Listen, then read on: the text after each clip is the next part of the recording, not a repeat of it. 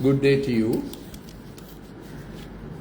I'm Dr. Lalith Mendis, Director, Colombo Empathic Learning Center. I want to explain to you a reality that is current and you must be aware of it. I trust it will help you to draw a right picture about the issues that go around you. Here is the picture of a photo, very well framed, and for a long time people like the frame it's holding it strong. But we know with any photo, the actuality is the photo, what is in the photo. And this photo with this nice frame is hanging one thing upside down. Second thing, the photo is turned to the wall, so the reality is not seen. What is best is hidden. So why did this become so? When did this become so? So many people sometimes can attend on the framework thinking it is strong. However, the contents matter even the more than the frame. The frame is necessary.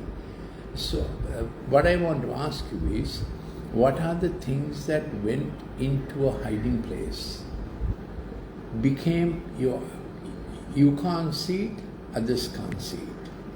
And you are wondering why it is all the time, what should have happened did not happen. It had gone into a hiding place. I call it a hiding place because it's a place where your best is hidden. And sometimes you don't know it. You can go through strife, turmoil, anger and fights without realizing the best your Good Shepherd has already invested in you. This may be a family situation.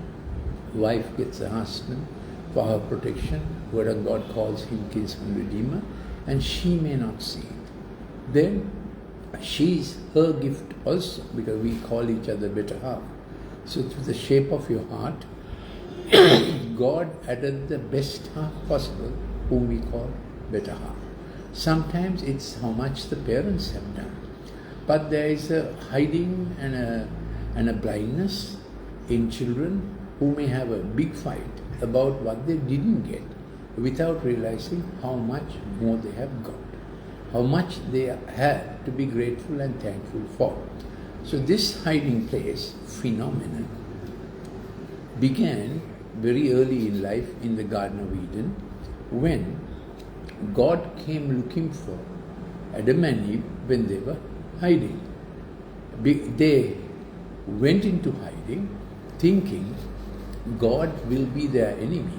So people, sometimes a child may go into hiding thinking parents are not good enough, or a wife may go into hiding thinking her husband is this, that and the other. Who is prompting these things? And so there is another voice that prompts us also, sometimes louder than God's voice. Then he came looking and he said, Adam, where are you?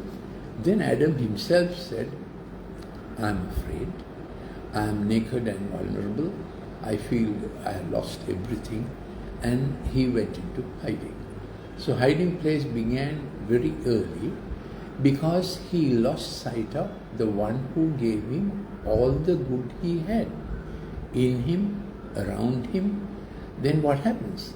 Then when you lose sight of all the good you have, imagine in a marriage, when you lose sight of all the good you got in a husband, all the good you got in a wife, or when children get into this 14, 15, 16, 17, I know best, and they talk that strong language, I know best, what do you know?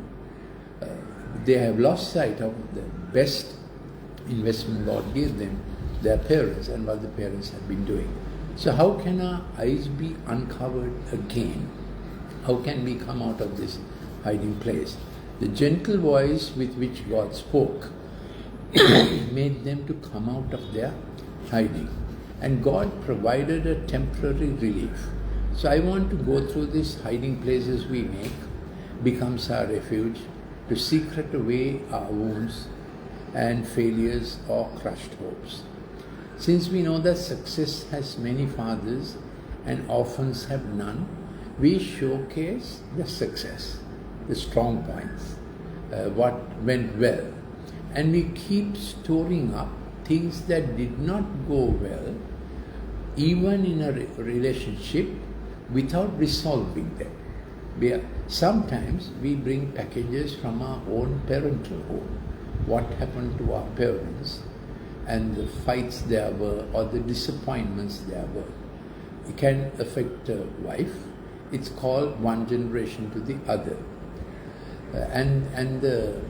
It's kind of a fracture, a loss, that functionality was not there. It may come from to the wife from her side and to the husband from his side, but they manage life just the way we can manage with a vehicle. While there's a bad sound is coming from the hub, we manage it. Bad sound is coming from the differential, we manage it. But one day we come to a point when we can't manage anymore. So before coming to that point of can't manage anymore, we can look at our present house. That will involve our relationships, our health, our children's welfare, our hopes and aspirations, as well as the things that did not go right, did not do well. My suggestion is, don't put them into a hiding place, because the hiding place becomes bigger, and the space you have for life and relationship is getting constricted, and you have hardly any more breathing space, and it suddenly explode. So without suddenly exploding, we want to attend on the things that are in the hiding place. So I want to give some examples of the things that are holding us down. Things that are, things that are holding us down. We have a perform or perish doctrine which may push our kids into hiding places. Animus and disagreement between spouse may do the same. Friends or relatives may do so to keep up with what others are doing, and they have pretenses and very, very splashy things. So I have called it from ash to splash. Spiritual history is from the Garden of Eden. They heard the sound of the Lord God walking in the Garden of Eden in the cool of the day, and the man and his wife hid themselves from the presence of the Lord among the trees of the garden. Then the Lord God called to the man and said to him, "Where are you?" He said, "I heard the sound of you in the garden. I was afraid because I was naked, so I hid myself." Hiding place is a false refuge into which you creep for safety. It has fragments of your past you preserved and the repairs and fabrications you did, so that others would see a new construct, hopefully competing well with what others have. Life can become a competition between hiding place, well decorated but cringingly needy in the inside. So one kind of hiding place is the old ash, where your future turned into ash. You didn't recover, but you did the best you can with a facade of bravado. You try to show yourself strong, but there's a place of ash that has colored, covered, and hidden your best potential. The problem with the hiding place is when you take refuge in a hiding place, you are not allowing even the good shepherd to come in. When he's knocking on the door, you feel you have managed, but you are really having very little of life in the hiding place. My suggestion is, ask the good shepherd to come and open up the spaces for you. Your best potential is still ahead of you. Getting addicted to a hiding place, it becomes like an idol. Comes between God and you, because you have made your security and safety with these stratagems that you are now used to. They have become your equipment, and you feel you are secure in this hidden space. But God has much more for you. Hiding place may be a crash, unwise jump from your well-earned summit at the prompting of a voice, and you crashed. Thirdly, it may be a dash of hopes. Maybe hopes were too high. A bash of extravaganza, buying up extra just to feel high. I have enough money for everything that you show up. a sash of educational frontage, adding more degrees and qualifications just to let others know you are yet climbing the ladder. I am in the race, not left out, but it is a hiding place of knowledge.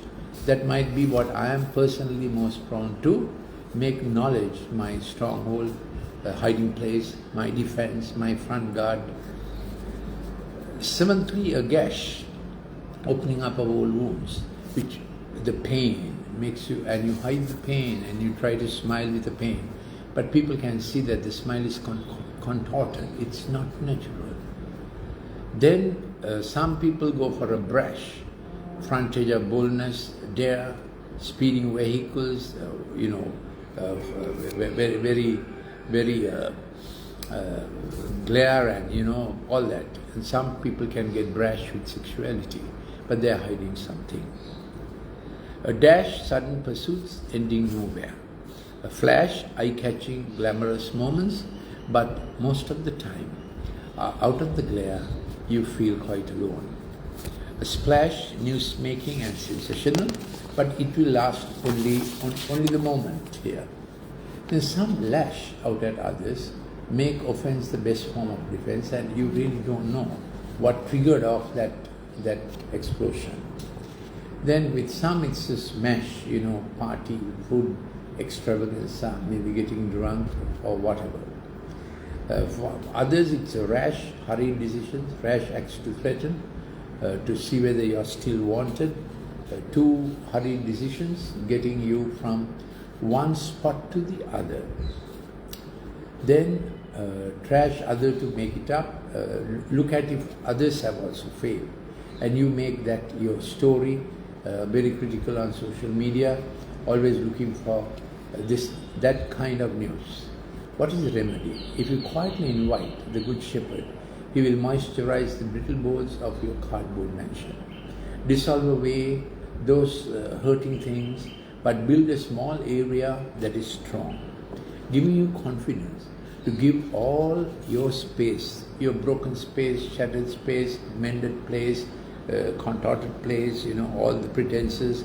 He will encourage you to give one by one. He will not make your hiding place to collapse, but that's all you have. He will work in small corner that looks good, you get confidence, another small unit comes right, another relationship comes right. You get confidence that if I give all the constructs I have been making for my hiding place to the hands of the Good Shepherd, he will make it strong with good brick, good life events. You also need at least one friend who sees potential in you, who will keep faith with you. He will value you for what you are and not for what you have. Loud efforts calling fake will not help people. They will just tighten themselves somehow because they don't want any more criticism, because they have gone so down in life. And that criticism like that will make them like a pit bull terrier fighting in a cornered place, ferociously guarding what little fragility they have, their precious hiding place.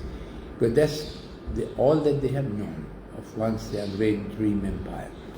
You realize Jesus is not doing a total collapse of your house of cards. He will not put you to shame. He will not expose you.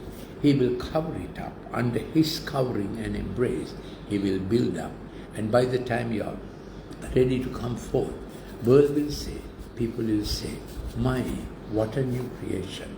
A gradual transformation, one unit at a time. Success of the small part gives you trust and hope for a better you. You begin to see the proverbial phoenix arising out of the ashes, a better, authentic you. If you like to have any more of these discussions on clip form, please send me a WhatsApp to +94 74 211 5011. I am Dr. Lalith Mendis, Director, Colombo Empathic Learning Center.